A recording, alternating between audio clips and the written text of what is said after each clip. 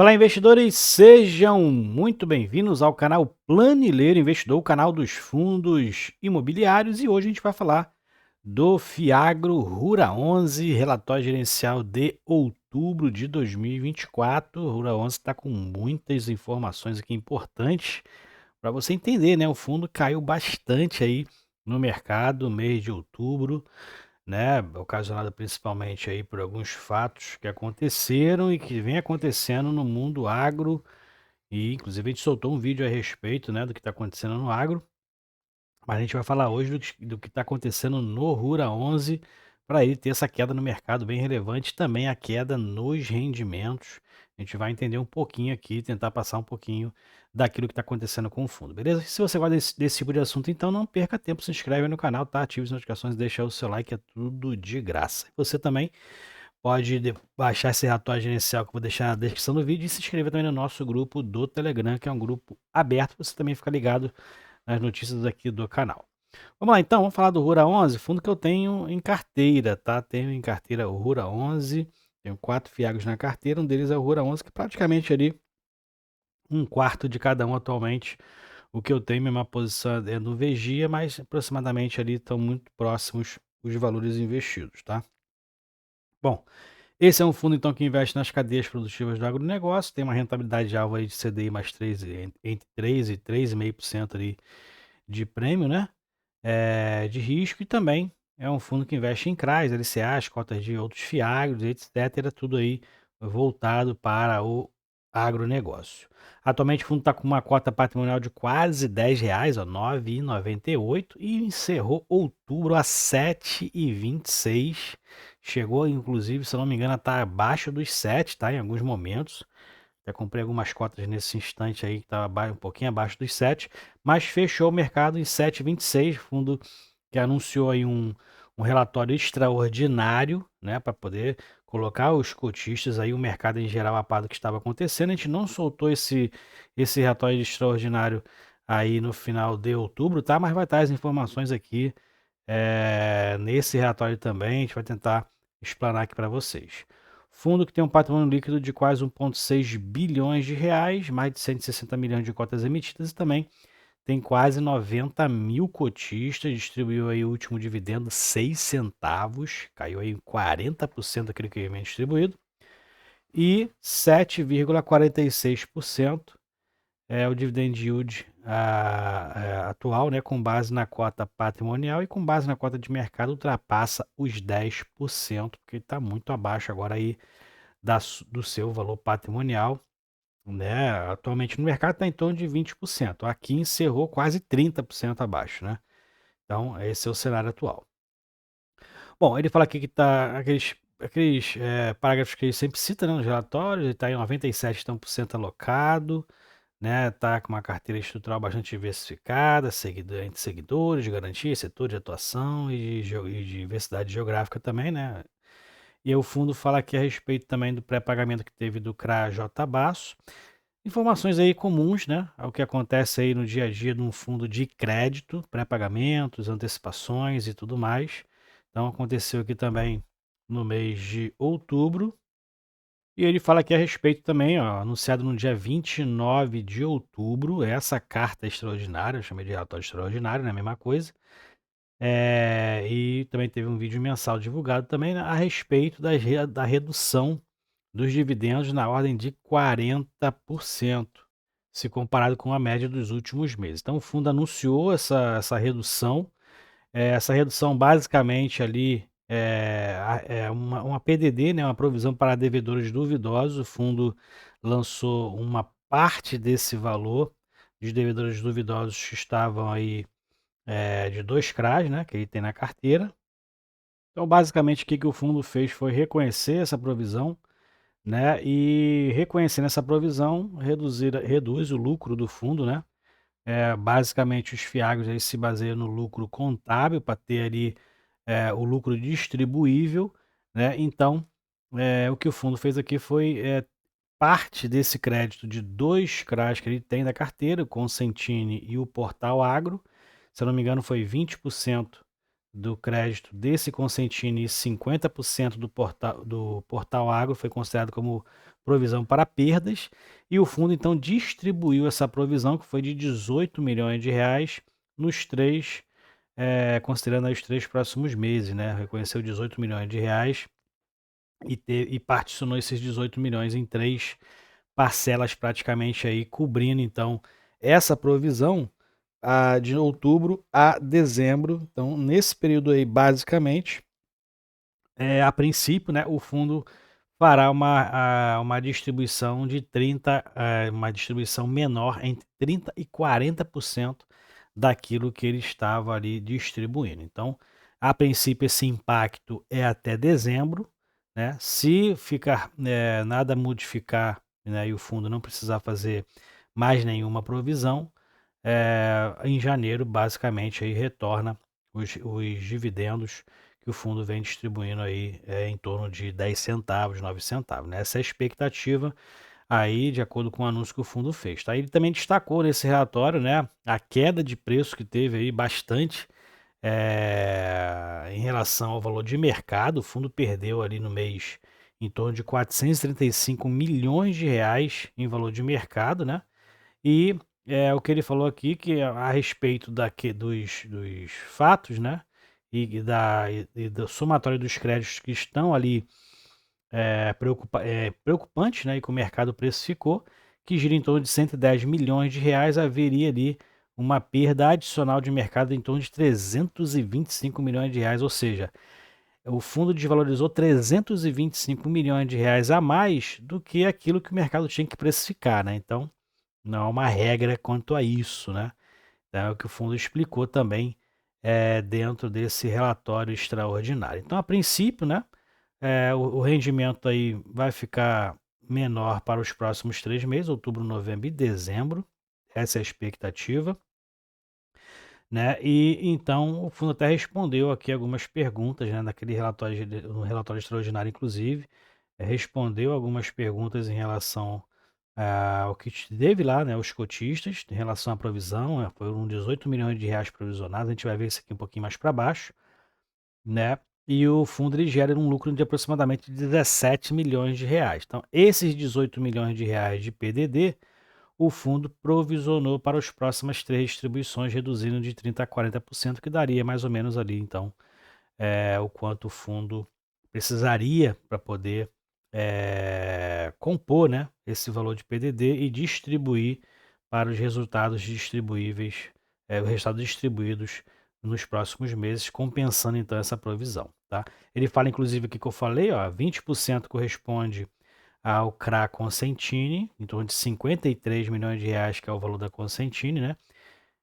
Então ele teve uma provisão ali de perda de 20%, e o Portal Agro teve uma provisão ali de 50%, e os dois somados aí então dão 18,3 milhões de reais, tá? Então, apesar dessas provisões, o fundo fala aqui a respeito da recuperação judicial, né? Que acho que é a Consentina que está sofrendo com essa recuperação judicial, mas tem ali as questões também das garantias, né? E também em relação à recuperação desse valor com as garantias que o fundo tem dentro de cada fundo desse, né? Provavelmente o Portal Agro é o com maior risco, por isso que teve uma provisão para perda, mas mesmo assim ele fala que na estrutura eles contam com 30% de subordinação dessa cota e uma carteira de recebíveis que representa atualmente cerca de 115% do saldo devedor do CRA. Então não é tão absurdo assim, não é tão desesperador assim,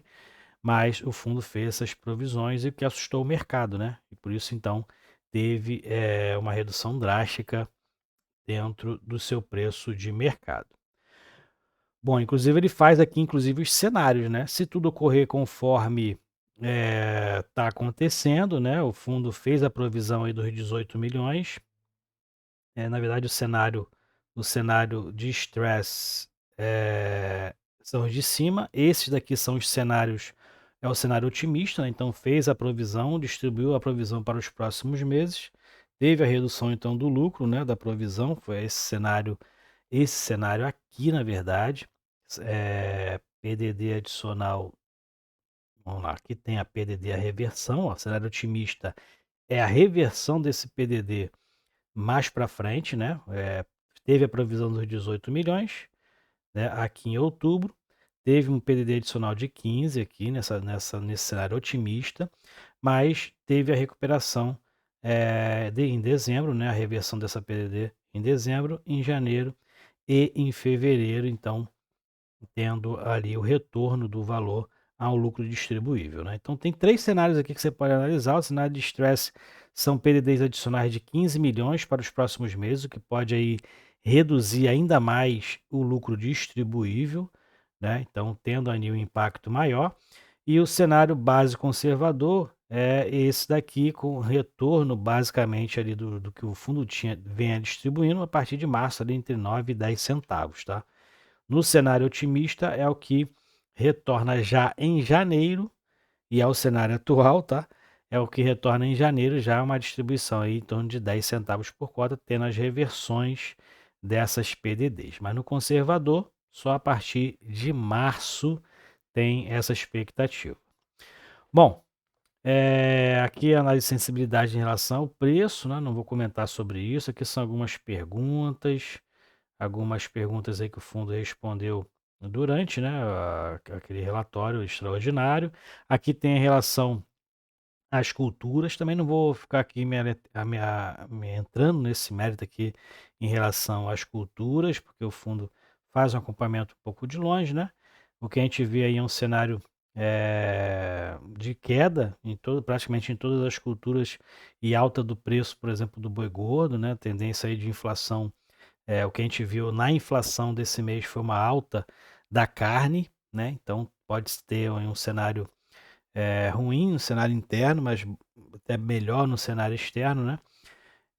Então, basicamente aqui em relação aos preços, a gente vê cenários basicamente de queda aí das culturas que o fundo tem dentro do seu portfólio, que é um portfólio bem diversificado, tá? É um portfólio bem diversificado, o fundo tem uma concentração maior de açúcar e etanol, mas uma diversificação bem grande em relação aos seus devedores.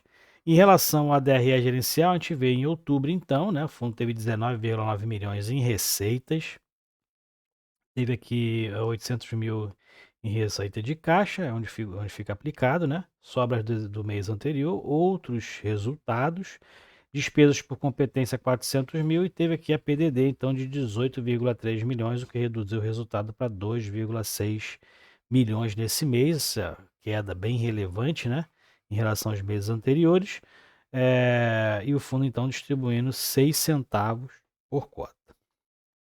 Lembrando que isso aqui é o resultado contábil, né? A PDD é uma despesa contábil a princípio, né? É uma expectativa de perdas no futuro que o fundo pode reconhecer já, inclusive, até mesmo para poder ter benefício fiscal com relação a essas perdas já antecipadamente dentro do resultado. Mais para baixo aqui a gente vai ver as cotas, o valor das cotas patrimoniais, né? Em outubro, então, teve uma queda pela primeira vez abaixo dos R$ 10 da cota patrimonial e preço recorde aqui negativo em relação à cota de mercado, ó, 7,26. O fundo caiu mais em torno, né? Em torno de quase, na verdade, 25 a 30%, né? De setembro para outubro, a rentabilidade negativa entre 25 e 30% com base do valor de mercado. Bom, aqui ele fala sobre a rentabilidade nominal, basicamente que com base nos últimos 12 meses, né? Teve aqui 12,46%, 1,49% acima do CDI e uma queda muito elevada, muito relevante em relação ao preço. Aqui a gente vê também a performance mensal. Então, como eu falei, a cota de mercado caiu ali entre 25% e 30%. Aqui, exatos 25,54% foi a queda de valor de mercado do fundo em outubro, né? E isso não representa, né, o impacto na receita, né? Lembrando, os dois fundos que o fundo então está tendo problema, gira em torno de 110 milhões de reais, o que dá ali em torno de 5% da sua receita, 4 a 5% da sua receita, mas o mercado precificou ali exorbitante, 25,5%, desvalorizando então a cota de valor de mercado. Bom, mais para baixo aqui a gente vai verificar o portfólio de investimentos, que não teve mudanças relevantes, né? Nada mudou ali. Principal cultura, como eu falei, açúcar e etanol, são diversas culturas a exposição setorial que o fundo tem. E aqui a gente vai verificar também as principais garantias é a alienação fiduciária das terras recebíveis, né? Alienação fiduciária de terras e recebíveis cumulativamente. Atualmente o fundo tem 60 devedores no seu portfólio, valor médio por devedor em torno de 25 milhões de reais, e tem 5 devedores aí que tem 20% do PL do fundo, né, como parte aí, como os top 5 devedores, representa 20% do patrimônio líquido do fundo, e atualmente são 19 culturas diferentes, principal açúcar e etanol. E aqui é o portfólio dos devedores, né? Então, fundo que tem uma indexação aí é o CDI principal, né? Tem uma coisa aqui em dólar, né? Mas o principal é CDI, tem uma aqui em PCA, mas o alvo realmente são indexações dos seus papéis ao CDI, que está em alta, né? Então, o fundo vai acabar se beneficiando com relação a isso, mas que também pode aumentar os riscos de inadimplência. E aqui tem o pipeline do fundo, né? Futuros investimentos que o fundo tem, em torno de 80 milhões de reais, 2 CRAs indexado ao CDI com taxa média de 5%, todos do setor de açúcar e etanol. Beleza? Então é isso aí, atualização do Rura 11, para você ficar ligado, né? O porquê que caiu o preço de mercado. Basicamente, foi uma despesa contábil, né? O fundo já provendo aí perdas em 2 CRAs aí por questões de inadimplência, eh, provisionando isso já e já considerando a redução na distribuição, pelo menos até dezembro, e num cenário otimista, retornando àqueles níveis de 10 centavos, né, a 11 centavos a partir já de janeiro, num cenário conservador, somente retornando ao cenário de 9 a 10 centavos lá em março. Tá? Num cenário pessimista, o fundo ficaria em um bom tempo distribuindo entre 5 e 6 centavos. Esses são os cenários apresentados. E esse é a situação do fundo, né? Não teve impacto aí a princípio de caixa, né? O fundo tem aí feito as arrecadações normais, né? Sem nenhum problema. Apenas aí o fundo se antecipando a alguma surpresa em relação a essas inadimplências desses 2 papéis do Consentino e do Portal Agro, beleza? É isso aí então. Se você gostou do vídeo, deixa o seu like. Espero que você tenha gostado do vídeo. Fique com Deus. Até o próximo vídeo. Tchau, tchau.